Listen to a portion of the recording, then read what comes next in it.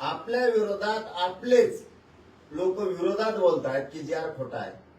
हा जे आर जर खोटा असता, मराठ्याचं हित याच्यात नसतं, तर आत्ताच बातमी दिली पत्रकार बांधवांनी, छगन भुजबळ बैठकीला जाणार नाहीये, जे आर काढला म्हणून तो नाराज आहे.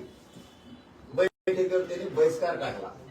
याचा अर्थ असा होतो, हा जे आर पक्का आहे, फक्त काही जणांना बोलवलं नाही मराठ्याच्या अभ्यासकाला, म्हणून त्यांचं थोडं ढुकन दुखत आहे.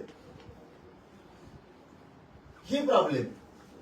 आणि याच्याही पुढचं जाऊन सांगतो, मीडियाच्या बांधवाच्या माध्यमातून आपण त्यांना सांगितलं होतं, उद्या 12 वाजेपर्यंत महाराष्ट्रातले सगळे अभ्यासक तज्ञ या. काही 12 वाजताच आले, पण काही आपण वेळ दिल्यावर दुसऱ्या दिवशी 12 वाजता आले. गुंबळा घाला.